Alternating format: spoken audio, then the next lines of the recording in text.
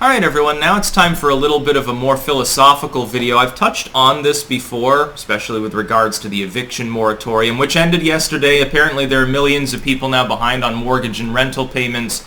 While something probably has to be done, a large proportion of those people, it's ultimately their fault because they suck at managing money. I'd have no sympathy for them. But I do have sympathy for the landlords. Yeah, this is something all the anti-SJW sellout YouTubers, I can hear them reeing and screeing at the moment. Here's what most people don't understand. When you hear like a leftoid say, eat the landlords, kill the rich, they're not understanding that the average landlord isn't rich. They're thinking of BlackRock, or they're thinking of like something the Bush family would be involved in, or the Obamas. Like they bought an entire block and then they price fixed it. That's a minority of people that are involved in landlord holdings. For the most part, you have local ownership and regional ownership. So you'll have a company, maybe even rich on paper, they have a little office and they have a suburban development in some town. They have like 20, 30 units. And this is considered to be really high-end, by the way. Or you have someone, they own a building that may have been an apartment for the last 100 fucking years and has 6, 7 units. Or, most commonly, it's someone who's considered a landlord because they're renting a room or a guest house or a suite or something attendant to their own private property. Most people that are doing this are only doing this to help make ends meet. They're not rich. In some cases, like it'll be some rich, batty old person who just gets lonely and just wants, someone nearby in the guest house or something like that. That's fine. Most often, people that are on pensions, people that are older, people that are almost sort of capable of making their own mortgage payments, but they're like, well, we've got this extra bedroom, the kids moved out, we can pay it off faster, we'll be making an extra, $500, $600 a month for this little bedroom, somebody can, be there and we'll get a little bit of money. And by the way, I know that that's an extremely low rent amount even for a micro apartment at this point. Hell, in some areas, $2,000 will barely get you that. San Francisco, don't even consider it. You should see the prices in like the center of Amsterdam as opposed to on the edges. But that being said, those people aren't, being evil or rubbing their greedy hands together and thinking about how they're going to evict a family on Christmas Eve.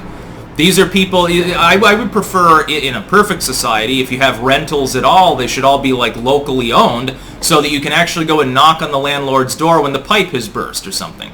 Unfortunately, what we see with the eviction moratorium, and again, more socialistic style attacks on renting, on the normal procedural rent that happens, you see the nationalization, essentially, of property temporarily, because the government has effectively said your own private property is no longer privately yours because of COVID. Because reasons, by the way, SCOTUS shooting that down as unconstitutional because it didn't involve legislation. The CDC overstepped its authority, which is why this is why Congress didn't lengthen it. They don't want to have to battle it out in court, wasting time and ending up losing. I guarantee that they would. Anyway. And it'd be a 9-0, by the way. What's happened, though, is that groups like BlackRock, they get 0% interest loans. They swoop in. The landlord has 5 or 6 non-paying tenants, so they've gone broke because, that's their income or a main portion of it. At the very least, properties cost money to maintain. Well, they don't have that money and they can't go to the bank to get a loan. They have to sell their property. Along comes BlackRock giving a very, very generous offer for that property. Hey, yeah, we'll give you twice what it's worth. They're paying like 2 times minimum for these properties. It's because they're going to price fix after the crisis is over.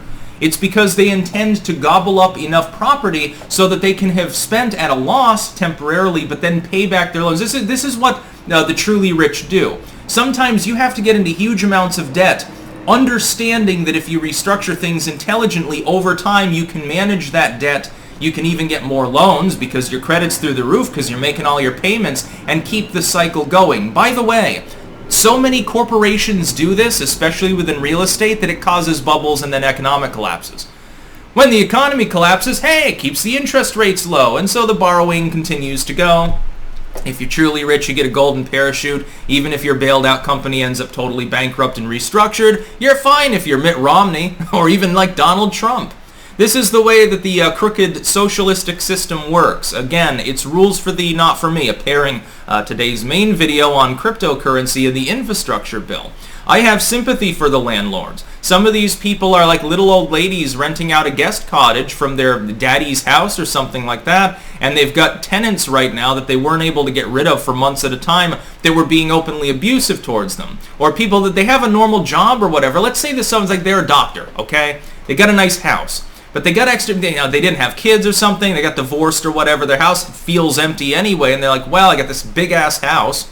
I'm only there for a few hours a day anyway, and not every day of the week, because I'm on call fucking 24/7. I'm just going to rent out a couple of units. I got three bathrooms and 4 bedrooms. Okay, well then I'll have 2 bedroom bathroom units and a shared kitchen for them, because I got 2 of them too, and I'll make money.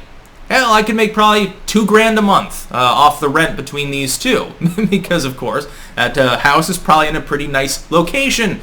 So now all of a sudden you got something on the side, your house doesn't feel so empty or something. But now let's say the Nationalization Act, which is the true term for the eviction moratorium, comes along. Now you can't kick them out.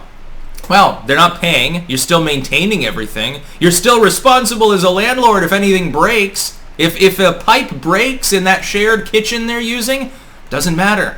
It's your property. You just can't evict anybody from it. Effectively, the government has come in and stolen your property temporarily to quarter people in time of a feigned crisis, which is really at this point what it boils down to. It was always terrible. A horrible idea. In some states, there were still eviction proceedings under certain circumstances, which is good. What we're seeing, though, is that literally millions of people are behind on their payments. Not all of them because of anything that's their own fault. Some of these people, they got canned by their job. Now they're like, they can't find a job in their same position. They took a pay cut. But some of these people at this point are just mooching off of unemployment. And they said, fuck it, I'm on a vacation. I'm not going to pay my rent because I don't have to. Fuck you, landlord. There are lazy people out there, believe it or not. I have a feeling that if we picked through it, we'd find that more than half of these people are going to get evicted for one of 2 things. They said fuck the landlord and stopped paying because they knew that they wouldn't get kicked out in the intermediate term, and they've squirreled that money away. The landlords now have to try to sue them to recoup the loss. That'll be, especially with COVID keeping the court system slow, a fiasco as well. And it'll be entirely Biden's creation for kicking the can for so long. The moratorium should have ended in January, essentially.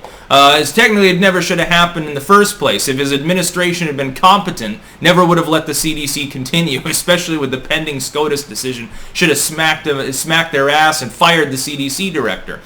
That being said, the other portion of people, they're not necessarily delinquent, they're just abusive. They're shitty tenants that otherwise would get kicked out, but they're like, hey, yeah, I know that I pee all over the floor and I do shit swastikas on the bathroom wall in a suite in your own fucking house. I know that I do drugs in front of your kids and perv on your wife and stuff, but you can't evict me. I'm not doing anything explicitly illegal. I can't vandalize my own rental property. Yeah, I'm destruction of private property. Haha, I'm a renter. You can't do anything about it. Can't evict them. For months and months. There must be so many units that have been basically completely destroyed and will end up abandoned. You think that those landlords, after not getting rent for half a year, have the money to come in and power wash everything when Slimy Steve leaves because he finally gets evicted along with Hunter Biden?